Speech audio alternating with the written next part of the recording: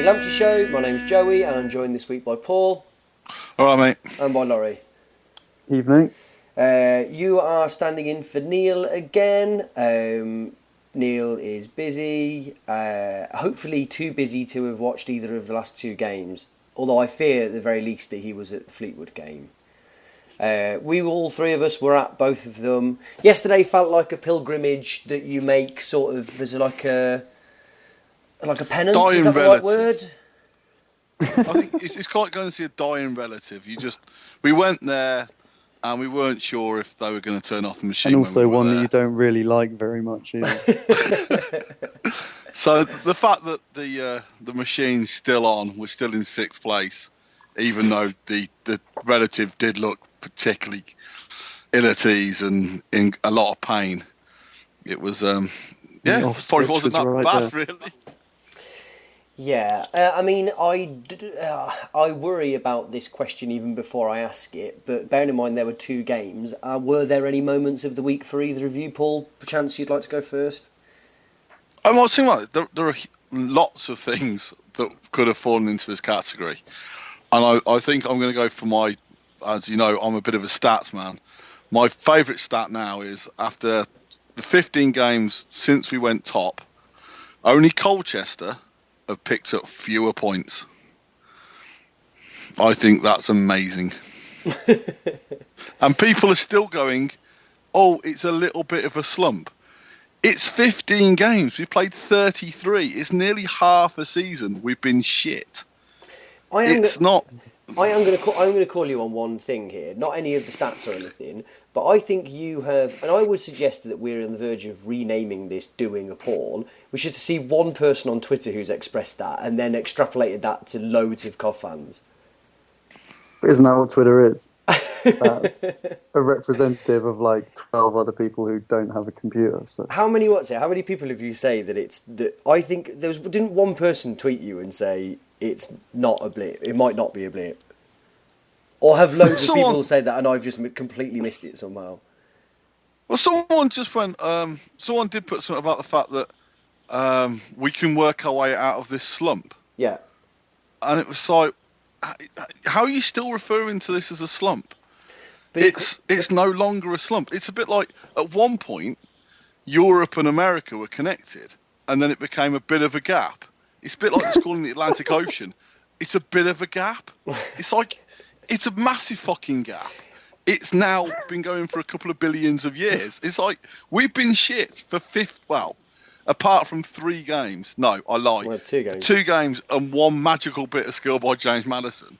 We've been shit for 15 games. And still people, and okay, maybe one person, maybe there's one lone COV fan still describing it as a slump. But the still people would deferring it to it as that name, it's still going to annoy me. And they're also just dealing in cliches because they just keep on saying like, on to the next game, on to Tuesday. What is this on to Tuesday? Like Tuesday's going to be the same as Saturday unless we're playing Crew. And unfortunately we can't play Crew every week. And it just doesn't make any sense. Well, that's the thing, isn't it? It's like, I keep thinking what's going to be the catalyst which is going to turn it round. And we all thought the Bury game, or to be fair, Mowbray thought it was the Port Vale 1-1 draw, and then we saw the Bury game. So maybe he's right. And then the thing, we're obviously going to talk about the 2 games, but I'll put this in the listeners' minds before we go on to them. Last night could have been any COV game you've been to in the last probably 15 years. It literally could have been Andy Thorne could have been manager, Chris Coleman could have been manager. Ian Dowie could have, you could go through any one of the managers we've had. Richard Shaw, you could have had any one of the list of players we've had over the years. Last night was just stereotypical what we've got used to from watching COV. There was nothing, no game plan, no one played well, no one comes out of it with any credit, and basically Barnsley gave up when they were 2-0 up because they just thought, why bother? We've got a game on Saturday, we need to win that one. It was terrible, and Fleetwood was worse. So that was your moment of the week. I think I got a bit lost in that. Yeah, my moment of the week is the fact that we are now sort the of worst team in the league, apart from Colchester. who, to be fair to Colchester, and to put this in perspective, yesterday was their first win in 15 games. Before that, they'd drawn 4 and lost 10. It's like 40 Colchester fans went to Bradford. That must have been so good for them, though. Like, fair play to those fans. Did anyone else feel like it was it's just you made me smile talking about it in those terms, Paul. There was a little feeling of comfortable pair of slippers about last night, wasn't there, after the heady highs of some of this season? Because even in the last 15 games where we've lost a bunch and drawn a bunch, there's still been at least a glimmer of hope, or that there's been the occasional odd good goal or whatever. But last night was, even more so than Fleetwood, more I think about it, the sort of like lows that we've been used to experiencing over the last few years. It was a really irredeemable pile of shit last night, wasn't it? Yeah. People I mean, familiar with their surroundings. It was sort of just, yeah, it was quite hard to describe how it got to the point, and I know Laurie wrote in his blog about the fact that he couldn't find it funny. At points last night, it was just hilarious. Just watching players trying up. just watching Stephen Hunt try to control the ball. It's just, I just find that sort of thing funny, because if I didn't find it funny, I wouldn't still be going. Because it was just watching John Fleck underhit his 20th pass in 20 passes. If you don't start laughing at that, you're going to go down there and smack him one. So you've got to sort of take it the rough with the smooth. And like yesterday, some of the bits of skill or lack of skill were just hilarious. I think obviously we made so many of those stupid errors, but you kind of forget that Barnsley did probably not as many, but they passed so many balls straight out of play. Like, the wind was holding things up. Like, in terms of just shit errors because of the weather, we weren't on our own. But yeah, we did have our fair share of like embarrassing moments. Laurie, moment of the week. My moment of the week is a little bit more positive than that. I think at the end of the Fleetwood game, after everyone had finished kind of deciding whether or not to boo, when Presley came over to the fans and clapped, and people were clapping back, and I clapped back, and I was just quite pleased for him, because I wasn't overwhelmed with him as a manager, but he was a nice bloke, and I know he's got his heart in the right place. So I was just pleased that he got a reasonable reception, even when he'd come and done exactly what no one wanted him to do. Yeah, I think that's fair. And he was treated really well on his first game for Fleetwood, wasn't he, when we went there? Yeah. I think we talked about this last night when we were talking about Steve Waggett and the managerial appointments that he made. Out of the three, even though two of them, well, one of them left for greener pastures, they're inverted commas that you can't see there. But they were all reasonably successful, but Presley, even though ultimately was sacked, I think it would be hard-pressed to call him a failure, given everything he'd got on his plate in the time that he was there. All things considered, it was just he went at the right time, but I think that you wouldn't have nobody envied him the job that he was doing, did they? I don't. On one hand, Go on, Paul. I've got a quick pop quiz for you two, because I was a bit interested in this at work. All right. Yesterday was Mowbray's 49th game in charge, and Ian Dowie also managed 49 games. Who do you think had the higher win ratio? I know the answer, so this is cheating, but Out of Mowbray and Dowie? Mowbray and Dowie. Well, I mean, I've got to say Mowbray, haven't I? But the fact you're asking it means that it's Dowie. Well, yeah. Mowbray's win percentage is 38%, and Dowie's was 40.8 or something. But and I think we should neither of them discount particularly. last season from Mowbray. Well, that's fine, but then it doesn't make his win rate as good. Isn't that great this season? Then is it? It's 14 from 33. Why don't we just narrow it down? That's only minutes. But yeah, I thought that was interesting, considering I almost sort of dismissed Dowie's tenure, but when you look at it considering that we're playing at a lower level and everyone thinks, or a lot of people talk about this being the best squad in this division, the fact that Mowbray's win ratio is worse than Dowie's, I find quite interesting. Oh, That's just yeah, me. yeah. I haven't got a moment of the week. I don't care. I just hated this week. Should we move on to Fleetwood? Laurie, you're going to talk to us. You about really are Arsene Wenger, aren't you? No, asshole Could Wenger. I heard an interview with him before the game today against Swansea, and he was like, "There were no good points from last week."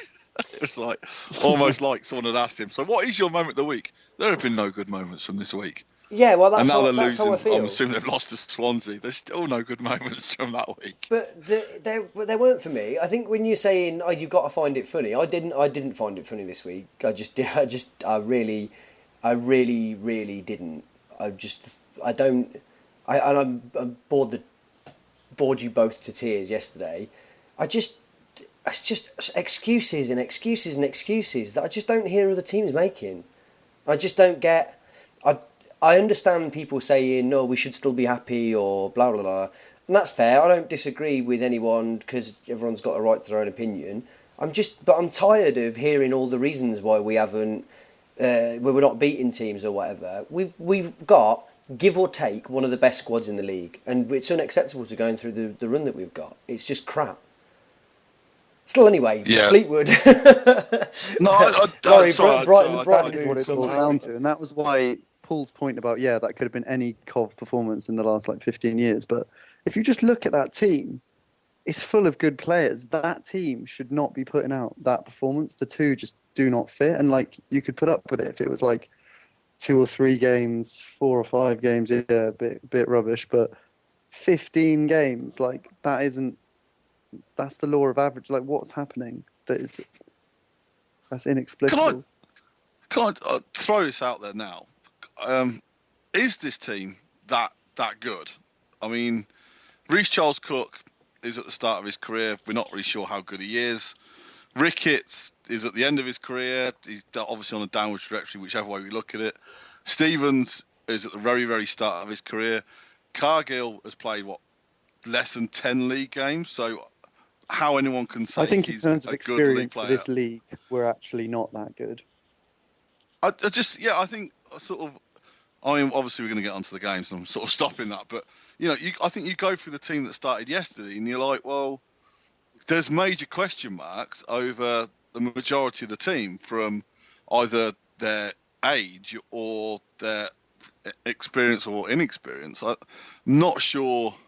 I think sometimes it is a case of we look at some of these players and go, oh, they're really, really good, but we don't watch other teams week in, week out. I mean, if I was Barnsley, I wouldn't have thought any Cov player looked particularly outstanding yesterday. And if I was a Fleetwood fan from Saturday, I wouldn't be going, oh, I'm jealous of them. Look at their players. I'll be going, they're a bit average, considering they're 6th in the table.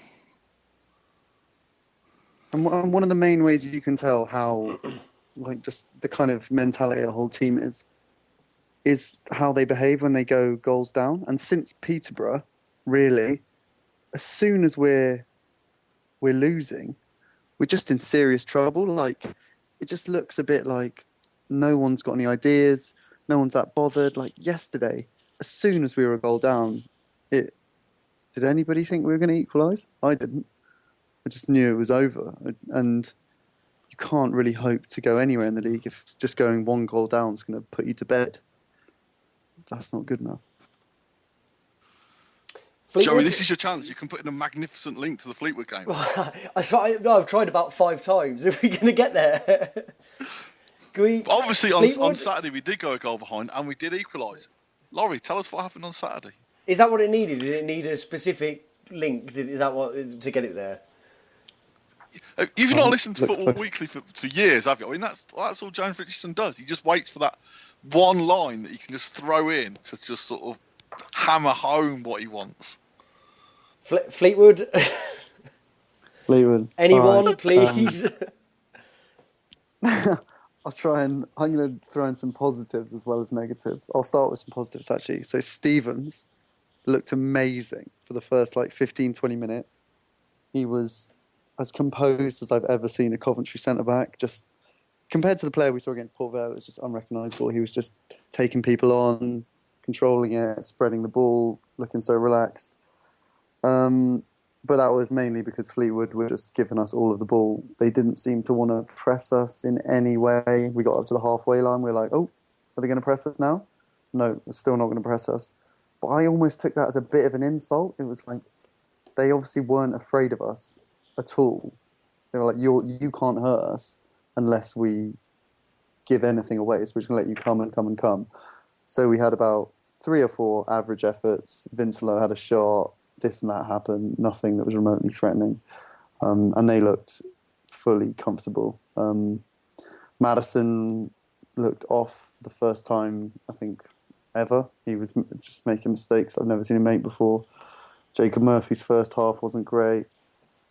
And our best move, which I kind of thought was a bit telling, was this, what started out, you know how we kind of pass it out from the back and we get it to one of the fullbacks, which kind of took a more extreme route in the game last night. Our best move came from one of these ones where Stokes had it on the left and he kind of played this really intricate exchange with Joe Cole and Fleck as well, and we somehow got away with it without them nicking the ball of us and attacking us, and that turned into our best chance. And so even when we were looking threatening, it came out of something that was about to turn into a one-on-one for them. But yeah, the Murphy thing kind of started to dominate the game by the second half. He woke up a bit. Mowbray moved him over to the left so that he was back on the same touchline, which he must have been pissed off about because there were people around me who were laying into him after 25 minutes and they did not shut up until the end of the game. And after their goal came from, Paul corrected me on Twitter. I thought Murphy had given it away because there were so many times in the game where he had the ball and he has those big long legs and it's like he loses sight of it because he can't like control or see where it is, and he kind of gets, because he's always double marked as well, and he loses it. But apparently it was Fleck on this occasion. They broke down the right, crossed it in, goal. But it wasn't so much the goal that was disappointing, it was what happened in the following 5 minutes. We just went to shit. It was a shambles. Everyone was panicking and just balls. It's just so dispiriting to see when you're at home against a team that are almost in the bottom 3. They score 1 goal and your immediate response isn't like, shit, we need to score straight away. It's like, oh my God, they're better than us. What are we going to do? And everything goes out the window. And then Mowbray decided to make all 3 subs, took off, most of our best players, brought on most of our worst players. No, that's unfair. That's not true either. Fortuné came on, who he definitely had his best game I've ever seen him play for us, which obviously isn't so much, but I would agree with that, yeah. That's progress. Tudgay did great because he played up front as opposed to yesterday when someone was saying to me on Twitter, like, oh, have you taken back what you said about Tudgay? And I was like, no, I haven't, because if you play him as a number 10, then obviously he's going to be rubbish. Like, what's the point of that? Like, play him. He has a very limited skill set. And if you're going to play him at all, you need to play him using those strengths. And that's what he did when he came on. He played up front with Fortuné, held it up, laid it off. Our goal was basically their mistake. It was like someone played it in behind the defence. And you know, on FIFA, when like you press that button and it's like you're in control of a different player, it would like someone accidentally press that button so that the defender who was meant to be going back to get it off Armstrong couldn't move. So then Armstrong had the ball, pulled it back, and Tudgay tried to miss but couldn't. So it like slipped under the keeper. And then there was like this patch where everything looked good.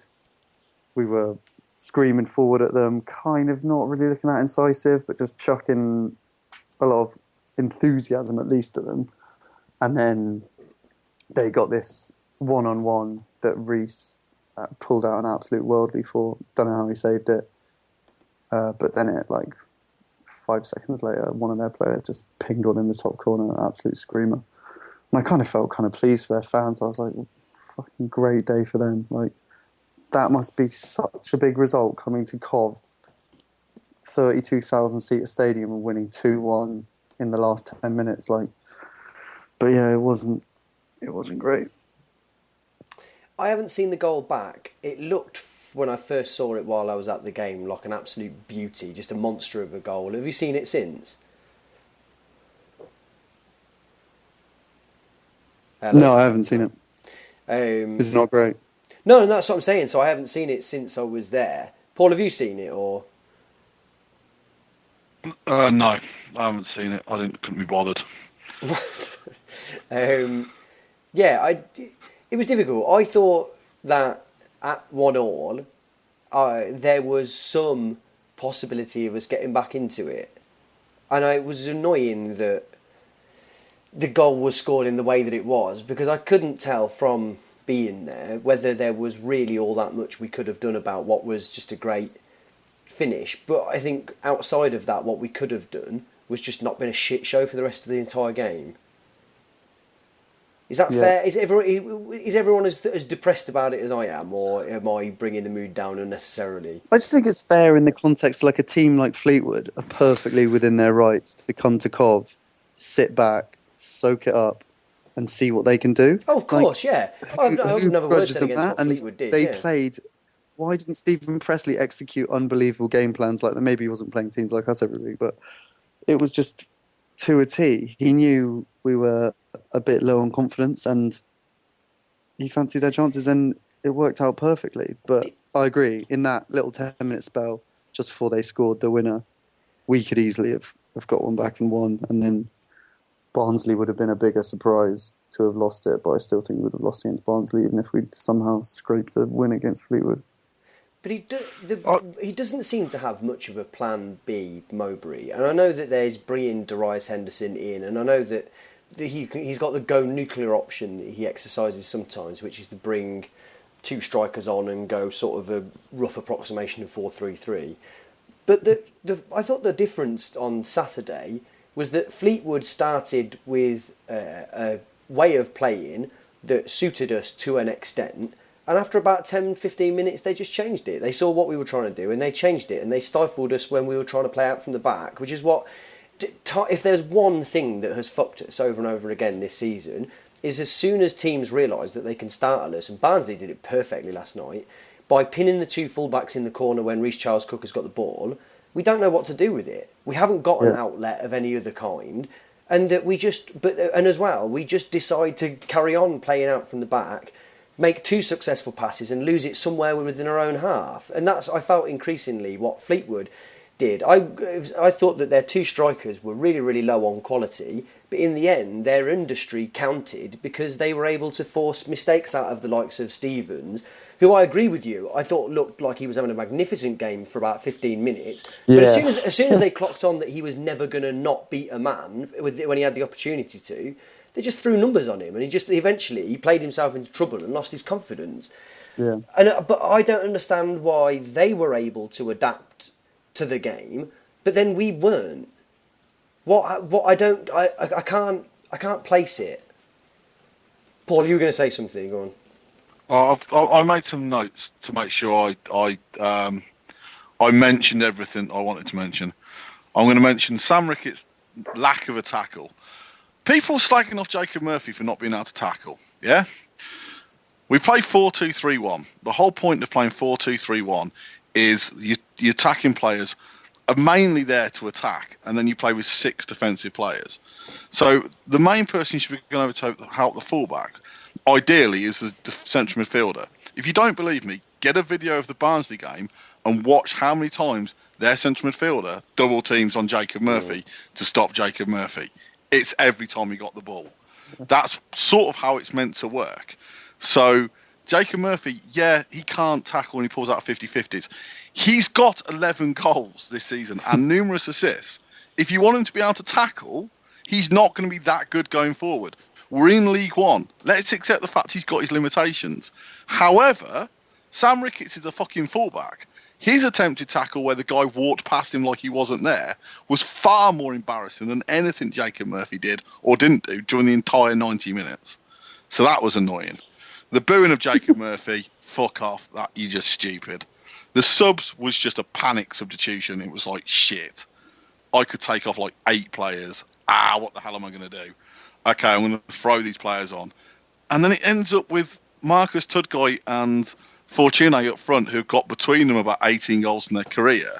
And Armstrong, your best striker, the best striker in League One, on the left wing. It's like, that doesn't make sense. I thought Reece Charles Cook was by far our best player. I thought he was really good. I thought Cargill was meh. And I thought Stevens, like everyone else, was good for about 20 minutes. And then I think they realised he was overplaying it a bit.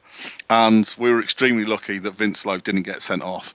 And I've been a massive fan of Winslow this season. Yeah, I missed that. Do you want to bring that to air? Because I think a lot of people might have missed that. Well, basically, not long after he got booked, a player sort of skinned him and then knocked the ball off. Sort of, not really a 1-2, but he knocked the ball, then went to sort of go again. And basically, Winslow just blocked his way in a very forceful. He basically just knocked him to the ground in a off the ball, needless foul that luckily the referee decided to play advantage, and then the ball didn't go dead for probably 3 or 4 minutes. If that had been a Fleetwood player and a Cov player, I'd have gone absolutely apeshit if he hadn't been booked, because it was as clear as day, and it was only a minute or two after the booking. It was obvious. I think it was longer away than that after the first, and I think that I might have done for him if that was the case. I think you're right about it. The amount of time it took there where the ball stayed in play, I think that saved his bacon. But I think the second, the one that we're talking about there, was worse than the first. But the first was a really, really, really fortunate thing for him to escape that. Oh, the first one was just stupid. He lost control, gave the ball away, and then just kicked the player's heels. It was just a bit of needless attitude. I mean, I've been a big fan of Winslow. I do find his amateur dramatics a bit frustrating at times. He's one of those who goes down very easily, and he's not prepared. He's prepared to milk any situation, which I know you want little players in your team who are a bit like that. But sometimes it's just get up and get on with it. Just get on with the game. We don't need this histrionics from. Basically, you and the other guy have just collided, and you've gone over like something dramatic's happened. Just get on with it. And sometimes that's the other embarrassing thing about these last couple of games is that we've actually had the rub of the green from both the referees against Fleetwood and against Barnsley. The Barnsley ref was being so nice to us, and it meant nothing. Well, I mean, basically, the other thing is, as soon as Winslow got that booking and then escaped the sending off, he was neutered from that point. He knew he couldn't mistime a tackle. He was a passenger for the rest until he got. Well, no, he stayed on, didn't he? In that game, but he knew he couldn't do anything because if he'd have put one foot out of place, he was going to be sent off. And as he's our midfield enforcer, having your midfield enforcer not being able to tackle is going to be a major issue. Well, yeah, we've seen our midfield enforcer not be able to tackle for the best part of 10 years previous. So I realise what a problem that's been. Is there anything else to say about Fleetwood, or should we move on to? Should we compound this misery by moving on to Barnsley? No, I'm not. As you can probably tell, I'm not really in a clever links mood. Even if I was able to do them, which I'm not. So again, Paul, Barnsley. Well, one thing we must obviously note from the Fleetwood game is Mowbray kept the same starting 11. Which is something that we all wanted him to do, and I think it'd be churlish for anyone now to come back and go, "Oh, I wanted him to make such and such a change." We all wanted him to keep the same team that beat Bury. We had to see whether or not, and obviously the same team that had hammered Crewe. We wanted to see if that team could basically be the turning point and take us forward. Obviously, Fleetwood indicated that isn't really the case. How can you say that? That's one game. I don't get this. This is one of the things that's driven me insane these last week or so. How can we blame Mowbray for being so reactionary and changing the team all the time, and then we get beat by Fleetwood and we're like, right, we need to make changes then? I'm not saying we have to make changes. All I'm saying is that team didn't win. I'm not saying that doesn't mean it's not a team to take us forward. I just think that's such a short-sighted view. Yeah, but the thing is, it's like I think there was a thought that team was going to destroy everyone in front of them. And it clearly didn't. It got beaten by Fleetwood. And I think there are reasons for that. And I think one of the reasons for that is at the moment we're planning to play with 3 number 10s, or we did in that Fleetwood game. Yeah. And Fleetwood basically said, okay, we're going to give you the wide, we're going to give you as much width as you want, because we know that Joe Cole on the left isn't going to use it, and he was crap on Saturday. James Maddison was playing in number 10. Okay, he was crap as well. And Jacob Murphy seems to have lost a little bit of his confidence out wide, and has had his best spell in the last couple of months in the number 10 role behind the striker. So we're playing 3 people who all want to play exactly the same role. Why have Joe Cole in League One and then play him out on the left wing? I don't know. I could Joe also... Cole, that's what I didn't mention in my little thing. He was... The amount of times he was seen, not only like not involved, but like criminally absent. Like it was like he was trying to get to Tesco or something. He was just so far away from what was going on that you just wondered. Like he is interested and he obviously cares about the team, but I just don't know what happened on Saturday. He just was, not involved at all, and he didn't do anything. And I think he got injured as well at some point. Someone said that was why he went off. That was the galling thing for me about Saturday, is just, I thought, obviously we're all big Maddison fans, obviously, right? And I think we're all nominally pro Murphy to some, and Joe Cole, obviously everyone was really excited about coming in and everyone wants him to do well. But Cole and Maddison were chronic on Saturday. For me, were much worse than Murphy, who was crap as well. And yet it's just everyone, all of the abuse goes out at Murphy. You just think, what's going on? What happened? What's the weird sort of collective mentality here that I don't get people? That might be my problem. That might be non-football related. But if you look at those 3 players, look at who's got he's the easiest out, because Joe Cole obviously has this lingering sense of anything he does is fine because he's Joe Cole. James Maddison, I did hear a few cries of, you're a prima donna, you haven't left for Norwich yet, go fuck yourself, etc.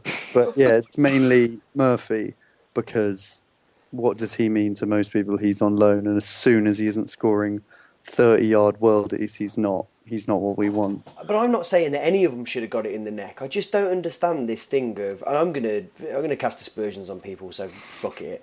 But basically, you hate your job, you're bummed out all week, and so you go at the football and you scream at a 20-year-old for what? For not tracking back when he's not meant to. What? Who wins in that? Do people feel better in that situation when they boo and hiss and everything? I know this is a historic thing that I've banged on about on here. I just don't get what the outcome is. Or are people so out of control of their emotions that they just have to scream at someone? That's why they go. For some emotional release, the opportunity to hug another man when we score a goal, and the opportunity to scream at a child. It's everything that everyone wants to do. That's the thing, Joey. There is a result of those actions. Like the people who scream at a 21-year-old guy, they're not the only one. It will just mount and mount until there's like 1,000 people screaming at him, and then the manager can't ignore that. He doesn't play anymore. The kid's completely shattered, goes back to Norwich, and we've gotten rid of him. Sweet, and then we can play our other less good players every week, and then we can just shout at them instead. It's perfect. Yeah. That's the circle of life, I think they call it. It's the circle of life. Paul Barnsley, pick up. So as I said, against Fleetwood, he picked the same starting 11. Now we all knew he was going to make changes for the Barnsley game, because we knew that Joe Cole wasn't going to play, because Joe Cole can't play 2 games in a week. Whether or not he was injured against Fleetwood, we knew that change was going to come.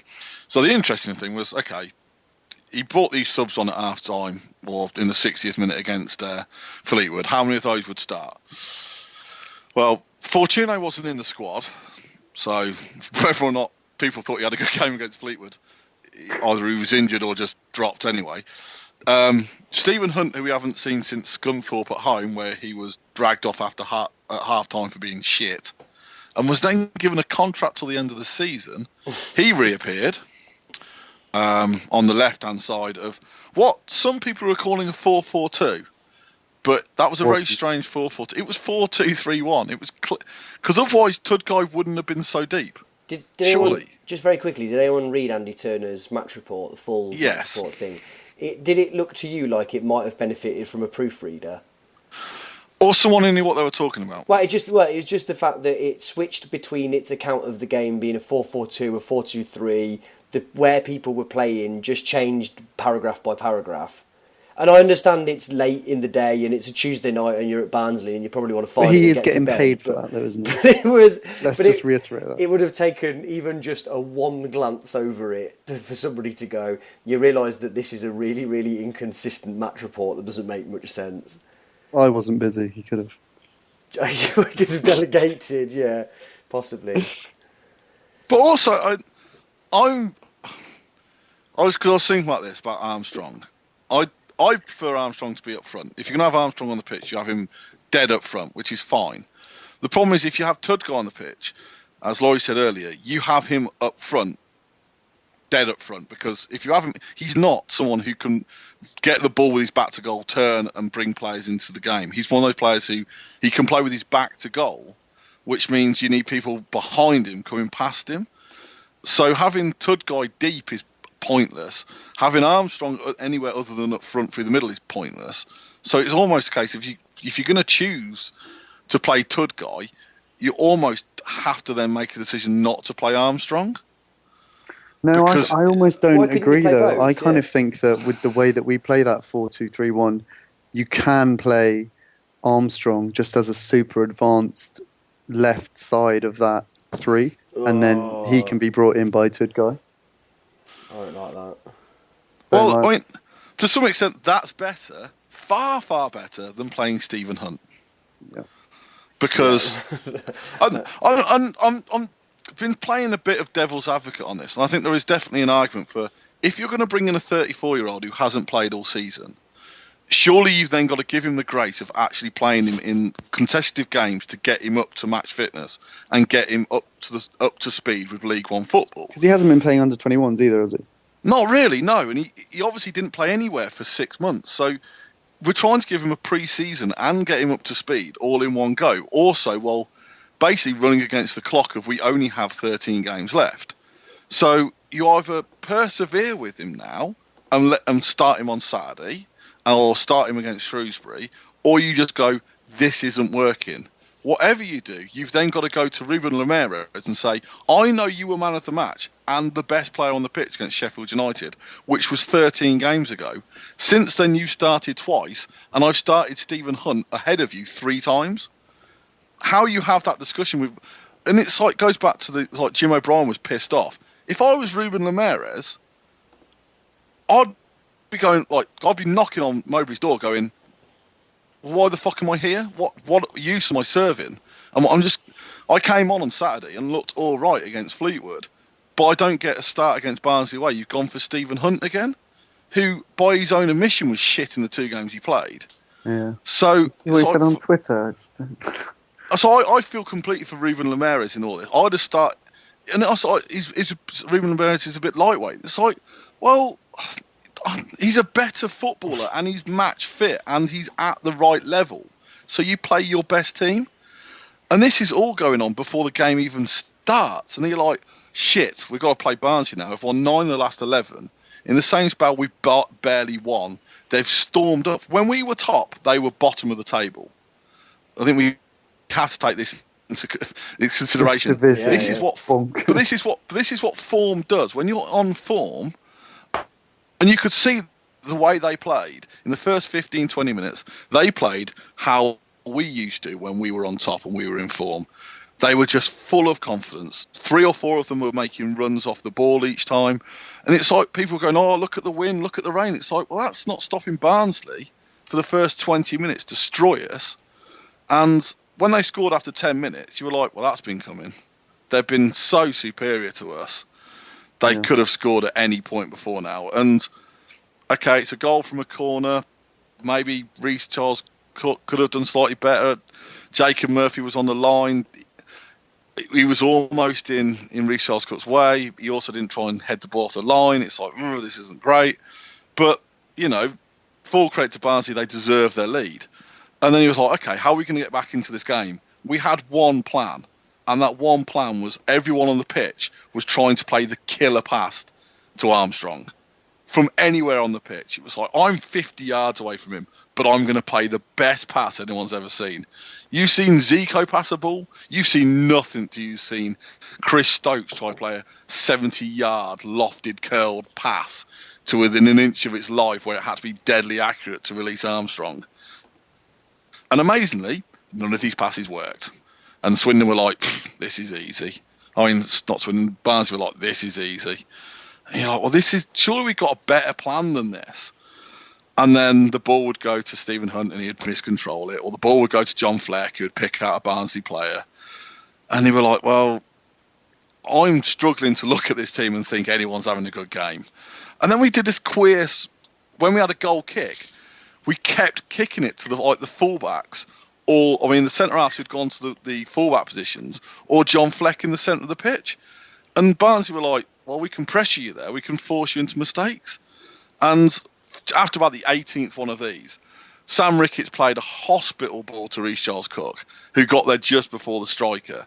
And remembering that the kid on the bench is about as qualified to play in the first team as any of us is, we sort of played this horror pass to Reece Charles Cook, who got there just in front of the striker, who then sort of half took him out, with Reece Charles Cook lying on the floor, grabbing his leg, and you're thinking, oh, fucking hell. Like, I suppose that was the best case scenario, because if the striker had got there first, Reece Charles Cook would have just wiped him out and would have got sent off. So there was that 5-minute spell where you're like, oh, God, our only goalkeeper is knackered, and we've knackered him by just overplaying the ball in stupid areas. Thankfully, he got up and seemed to be okay. But there was just nothing there. It was really hard to watch a team who you sort of have in the back of your mind these performances which were brilliant, which were inspired, which were so dynamic and pacey and attacking. And you watch the team yesterday and you're like, there's just none of that left. There's Murphy there, who's a shadow of the Murphy that we start the season. There's Armstrong, who's feeding on scraps, if that at the moment.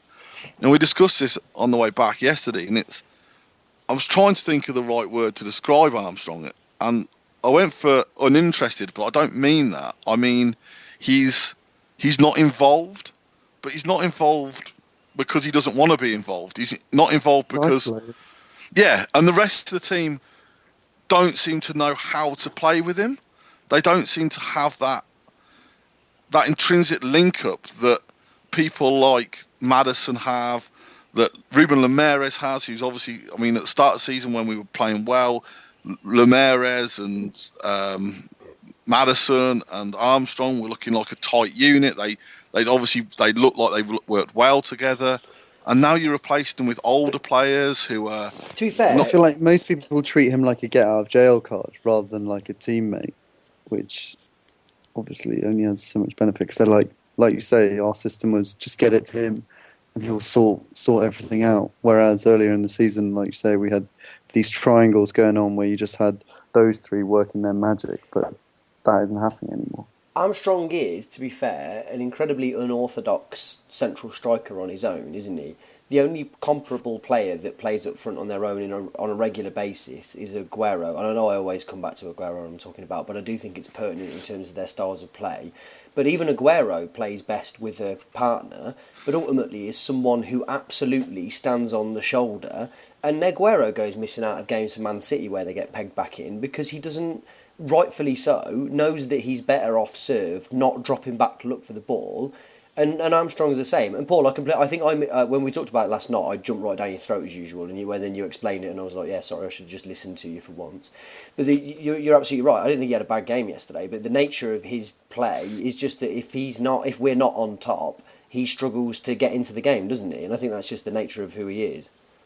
Oh yeah, and I think so. What the plan yesterday was, he brought Henderson on, didn't he? He did go more of a 4-4-2, really. Yeah. He took Winslow off after Winslow had taken a bit of a heavy knock, but he could have taken... I would have taken Fleck off because we had a bit of a joke going at the start of the season. It's like, where's John Fleck gone? Oh, the hilarious John Fleck from last season who was like shit. But now we've got this brilliant new John Fleck. This must be some... No, yesterday was the John Fleck of last season who was just abysmal. Been hiding at Oakwell for 8 months or whatever it's been.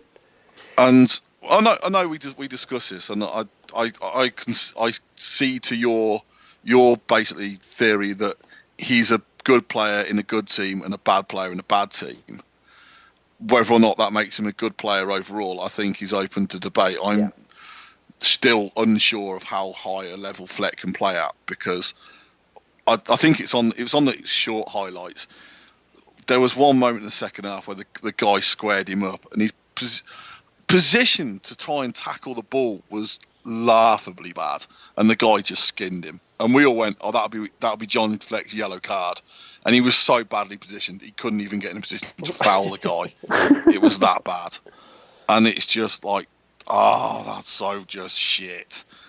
And also, I don't think it doesn't help him having people like Stephen Hunt and Tud Guy to pass to, because he needs people with more mobility than that. He needs people to be able to break forward, and players who can take the ball in difficult situations. This is what Joey was saying yesterday about how, Fleck had a shit game, but do you want to say what you said yesterday, Joey? I felt that there was a few things. One, there's only so much that he can do with the tools that are provided to him. So if they constantly look for him as the outlet when they play out a defence, nobody ever passes to Winslow when they advance up the pitch. They look to him every time. They put Stephen Hunt directly next to him, who I'm not even going to justify his first half performance with words, because it's just, I don't know what it was. And then you've got Jacob Murphy, who's the more viable outlet on the other side, but that he doesn't aim to hit, or he's too. I just think he was just asked too much of him. That's not to say that he didn't have a shit game, because he did. He had a terrible, terrible, terrible game. But it is difficult it's difficult for him when we're so one-dimensional, because in the same way we were talking about with Jack Stevens against Fleetwood, it's just so obvious what was going to happen. So they could just throw people at him and leave Winslow with no one on him, in the full knowledge that they were just going to take it off him eventually. The stages of our play yesterday were absolutely abysmal. We were going to play out from the back, whether we liked it or not, because we got no one to hit up front. Because even though Tud Guy is meant to be ostensibly some sort of target man in a number 10 role that nobody can really explain, he can't take the ball out of the air because they've got Mark Roberts at the back who just picked everything out. So they knew we couldn't go long. I'm sorry, I'm extending this point out to an overall thing. I'm sorry, I'm just going with it. We couldn't go long, so we continued to persevere with passing it around at the back. That means that they were completely safe in the knowledge that they could pen us in, because if we did eventually have to go long, we'd release the ball. And they knew that if they didn't get it off our full-backs or our centre-halves who'd moved to full-back to take the ball off Reece Charles-Cook, they'd get it off Fleck. And that was basically it. There was no other outcome that went on. We didn't attempt to leave Murphy pushed really high up and hit him quick. The entire thing was just the same thing that didn't work over and over and over and over again. And there were certain individuals that were just unacceptably poor every single second that they were on the pitch. It was in what has been a slump, a tragic 15 games, however you want to describe it. It was a real low point for me last night. A really, really desperate low point that's got me questioning all day. Was this season's, the good bit of it, was it luck or was it invention? Because I don't see how anyone with a modicum of tactical nous, and I know I'm exaggerating here because I'm angry, but I don't see how anyone with a modicum of tactical nous could have thought that was an acceptable way to set up yesterday, because it was transparent. You could just see through it in seconds, and Barnsley did, and Fleetwood did. Barnsley, I didn't think in the end were that good yesterday, and Fleetwood were even worse, and there was never a second, from the moment that Fleetwood scored their second, from the moment that Barnsley scored their first, where there was anything other on the cards than a victory for both teams. And it's just shit. And I know what we started off by saying about in terms of, well, how good are these players? But I think that's a red herring. I think that we have seen how good these players are demonstrably over long periods of time. Winslow, Fleck, Murphy, Armstrong, fucking even Ricketts. Ricketts was lauded as a king for 6 months or so. These players are good players. They absolutely are. Whether they're the best squad in the division or not, there is no way that they should be playing as fucking awfully as they have done over the last couple of months. And this on the last night was just an absolute nadir. Was an absolutely just pathetic shit show. And I think this is where it comes back to my issue with the Hunt thing. And I don't blame Stephen Hunt for this.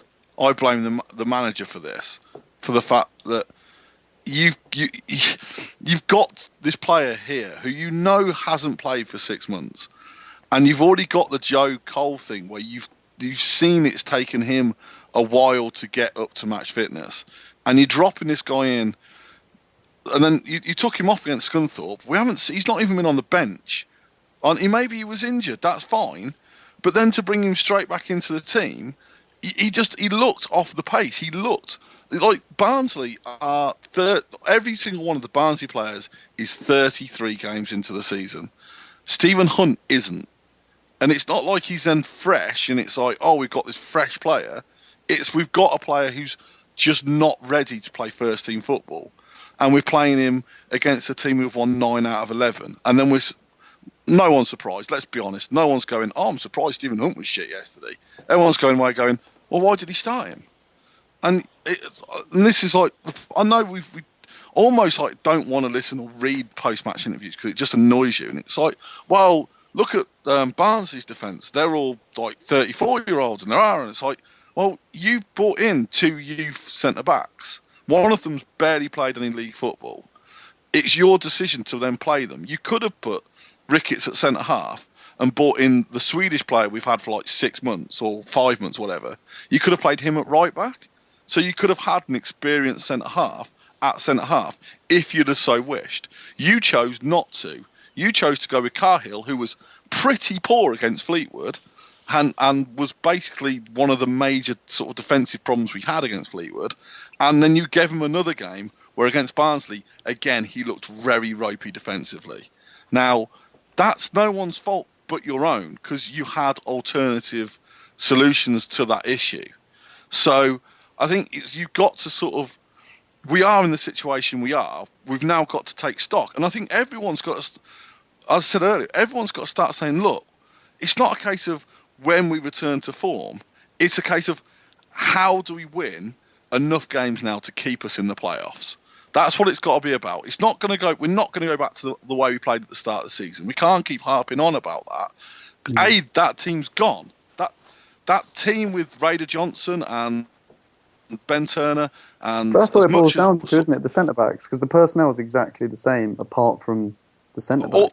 It's not though, is it? Because also at that time we had Ryan Kent, who, while he didn't endear himself overly to me, you now look at it and go, one thing he gave us was he gave us pace and he was prepared to stay out wide. Yeah, with balance to the team, pace, and you could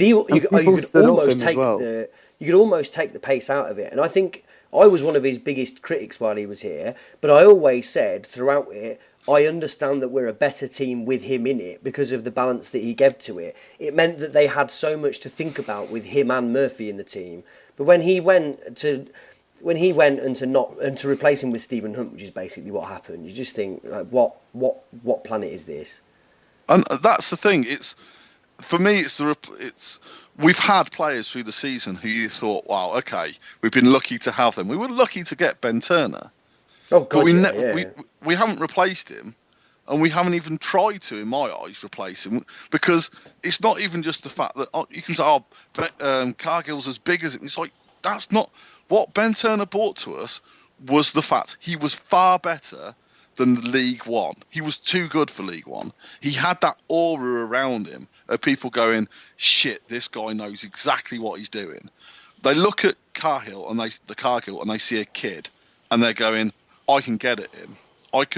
Because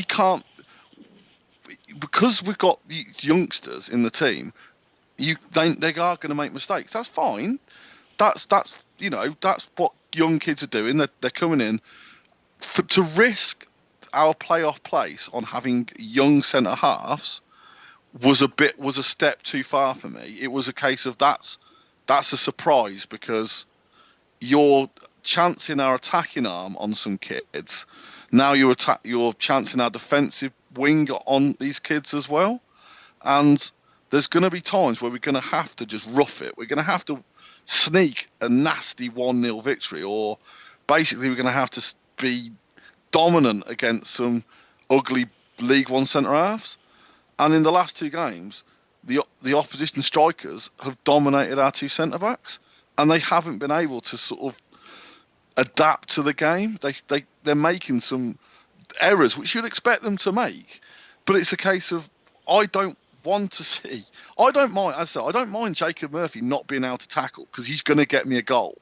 What I worry about is having a defence who's making mistakes. They're not going to get us goals. They're not going to balance it out with good play at the other end of the pitch because they're just kids learning their way. And for me, it's too big a gamble because, and this is the other thing that slightly annoyed me this week. It's like we're talking about a legacy for next season.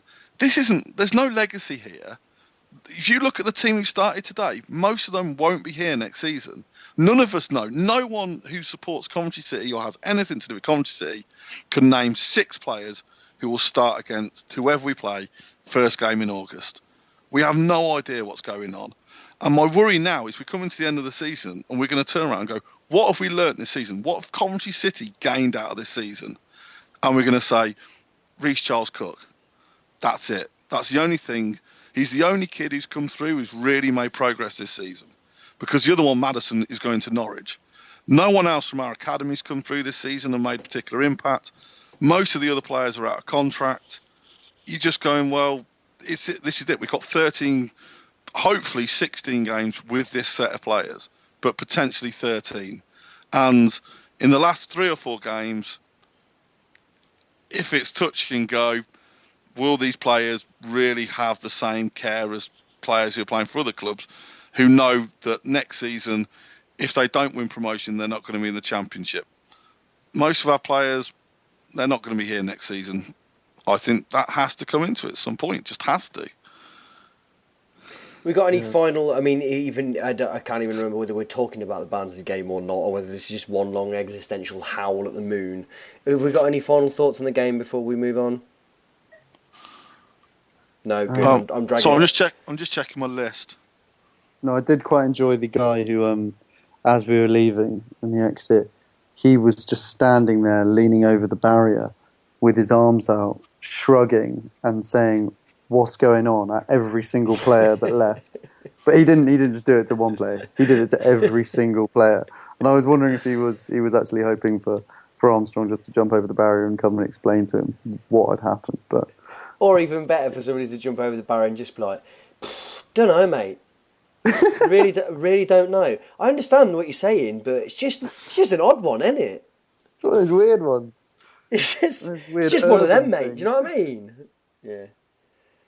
I just want people to be completely sure that from what we've been saying, Ricketts, I'm going to leave the rest of the defence alone because I think they're mainly inexperienced. Fleck, Hunt, I'm going to pick mainly on those 3 players.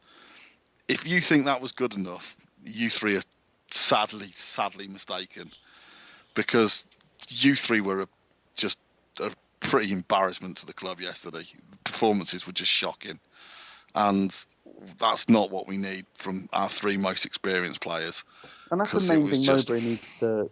Like, I'm a fan of Mowbray, but the Stephen Hunt thing, I think, is basically inexplicable. Like I'm not going to repeat what you said, but I think there's no explanation for it, not that I can see. What's happened? What does he know about Mowbray's past? What has he got on him? Yeah. Okay, right. Let's do some very brief Rochdale preview. They are 15th in League One. They are a team that I really like in general. A team that I have quite a lot of sympathy for. I think Keith Hill does a magnificent job there, despite their league position. You bear in mind as well that 15th actually only puts you 7 points out of the playoff, so it's far from a dead situation for them. They just have been on a bit of a slump recently. They're a club that seem to do continually well out of selling their best 2 players every 6 months or so, and just sort of keeping their head above water. So they actually own 2 players every season, then. That's quite good. Well, yeah, if you can imagine such a thing. But they're players that don't tend to go on and do much better. I think they are players that Keith Hill gets the best out of. He went to Barnsley after a while of doing really well at Rochdale and didn't do... I think he did okay, but not as well as they'd hoped to after they threw a little bit of money at him, if I remember rightly. Somebody I'm sure will tweet us and correct that. But now he's back at Rochdale and doing a really, really good job. They've got Ian Henderson, who's their main goal threat, who's got 11 goals this season. But I think even though he is sort of, I think, widely accepted as their best striker, I think a lot of Cov fans will be worried about the dual-pronged attack of Calvin Andrew and Grant Holt, who would... Yeah, two of the nastiest strikers, not only just in League One, but possibly in English football. Just I mean, but that's is that Grant Holt of Norwich fame? Of Rochdale fame. Back for a second spell. He's played 4 games for him since going back there. Scored once. I'm worried about Calvin Andrew though, because he is a monster, as they would say. Well, he drags a club round with him when he plays. But I mean, Grant Holt.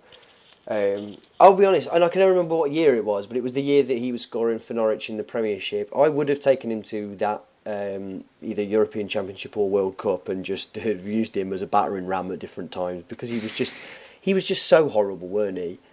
But I've got a soft spot for Grant Holt, but I don't think he's been good for about 5 years or so. I think he's basically just sort of eking out whatever final existence of his career.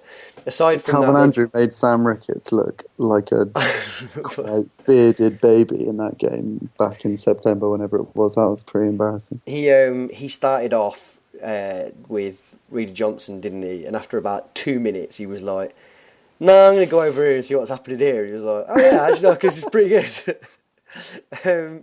Then the other notable players I would suggest for Rochdale, Peter Vincenti and Donald McDermott are both very, very good attacking midfielders. Peter Vincenti's got 8 goals this season. McDermott's got 3. McDermott's probably got a bit more pace to him. Vincenti a bit more guile. I like both of them. Joe Bunny, who's a striker with a funny name, has got 6 goals for them. I think that's probably all we need to know about that. In terms of form, their away form, they've only won 1 of their last 6, but we're so shit at the moment that it just doesn't really matter, does it? We've stopped doing predictions, so put that in your pipe and smoke it. Let's final things to talk about before we wrap up. We're going to give people 1 more week to enter the T-shirt competition. The wet T-shirt competition, as it is. It is a T-shirt from Art of Football, who you can find at art_of_football, and they've got a website. If you just Google Art of Football, you'll be able to find it.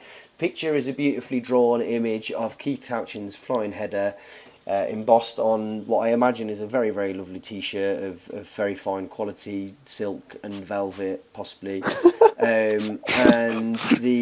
Embroidered in gold, yeah? Yeah, probably. All you need to do is email us, neelamptyshow@gmail.com with your most recent or most interesting tale of woe as a Coventry City supporter, perhaps right about when you listen to this podcast, which has been a bleak hellhole of despair. I'll tell you what, I'd rather listen to this than actually relive yesterday. Yeah, I think we've done our best. I think we've done our best to convey it, but it was chronic yesterday, wasn't it? I think that probably goes without saying, given the last. I feel like your rant, Joe, was particularly amazing. Like, even I was thinking, did I witness what he witnessed? It's harrowing. It's like the gulag. This is one of the times where I think my age just comes in my favour. It's like you young pups are still sort of living this for only the first or second time. This is like the 18th or 19th time I've watched us be this sort of chronic. No, but it's not. But the problem for me is... How do you still muster the enthusiasm to be pissed off then? Because I'm still convinced at some point we're going to be a good side. And it's almost like... a million on Saturday. A billion typewriters. Well, I came back on Monday. No, it's on Saturday after the game, and my wife had looked after our 2 daughters, and she was sort of whinging about how bad her day had been, and sort of obviously some issues she'd had at certain points. And she turned to me and she goes, "You can't complain about your day because you've done what you want to do." And then she went, "How was your day?" And I was like, "Well, we've lost, so my day's been shit." but I can't now say that. So all I can say is, yeah, my day was okay. It's like you've really got me over. Yeah, it's like you've got me over a barrel here, and it is just like that. It's almost. There was a earlier, like on Twitter, there's the Coventry, and was complaining about the fact that we only got 11,000 fans for the Fleetwood game, and where were the 17? Where the other 6,000 who came against Burton? And I think sometimes when you're in the position that we're in, you sometimes forget that it's actually a choice to go and watch it, and it is actually meant to be entertainment. Yeah. So I think sometimes we get so blinkered into, well, we go to every game, everyone should go, and it's like, well, life's not like that. We go because it's technically our choice, and in a bizarre perversion, I suppose, then we must get some enjoyment out of it. Now, yes, I got more enjoyment out of you two because, as Joe will attend to, I knew we were going to lose before we went. So us losing wasn't really a surprise. What was the surprise was just how badly we played. But as I said, it was some of the curiosity things we did that brought you to the game. Well, yeah, it was almost how bad could we have been, and some of the things we did were just so laughably funny that it just made me laugh because it wasn't real. If you know, so I'm not portraying this particularly well, but I do it because I actually do really love doing it, and I would rather be there and see us be shit than not be there and hear about us being shit.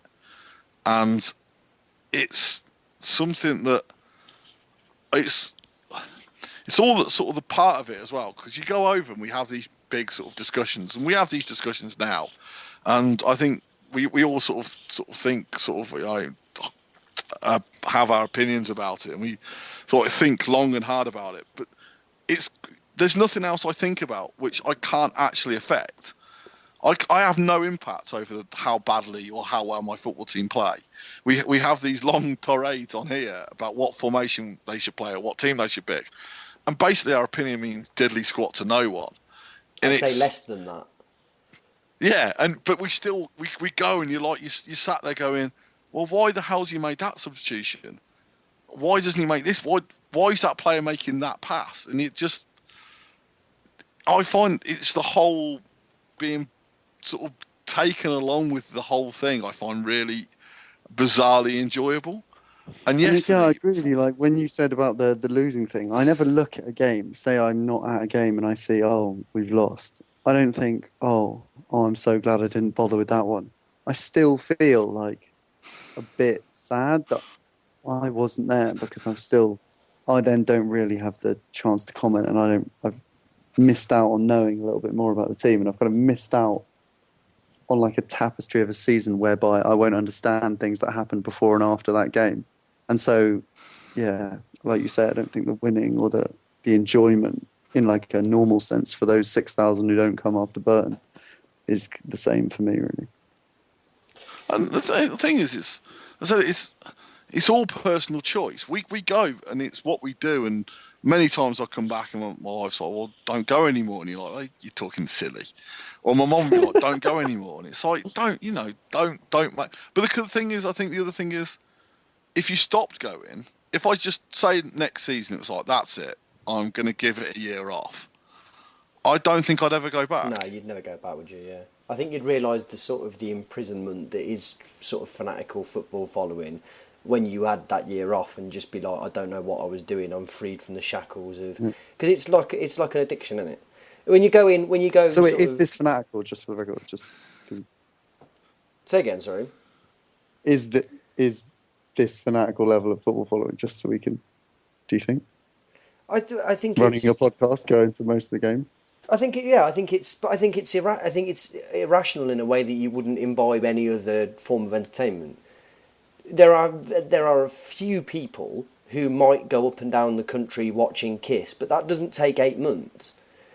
Do you know what I mean? That, or whatever the equivalent of it is. You wouldn't like emotionally invest in a theatre company or in a or it's sport, but specifically in this country, a prevalence for football. But I do fear that for what is already a podcast that is running at roughly an hour and 10, and one that has already been as navel-gazy as the most fucking hardcore My Bloody Valentine song, I think that we probably could do with wrapping it up.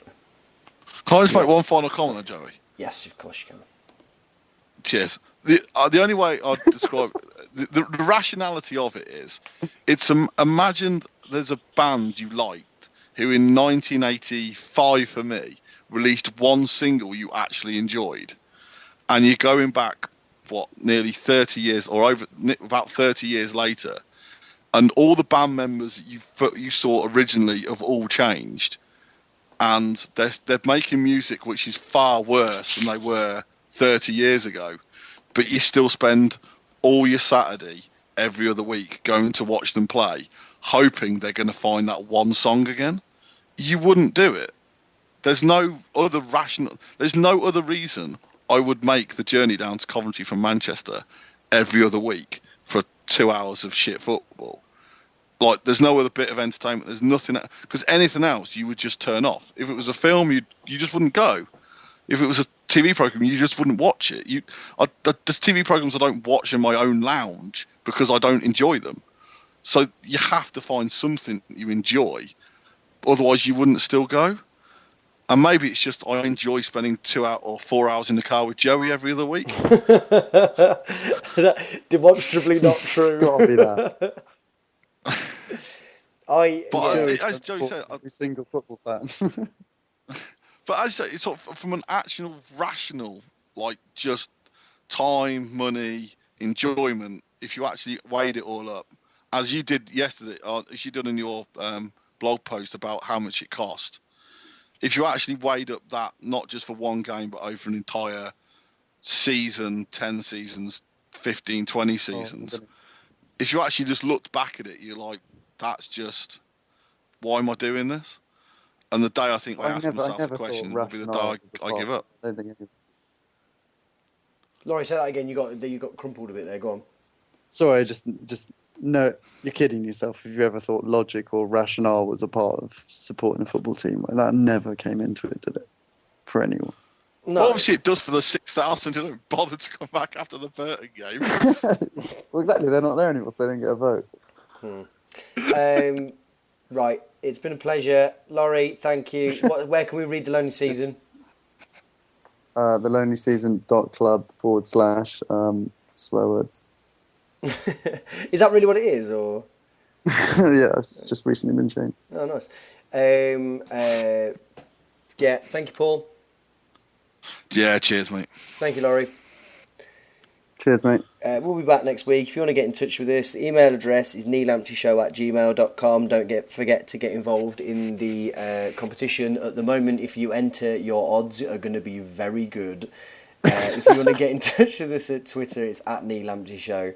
And yeah, we'll be back next week if we're all still alive. Bye!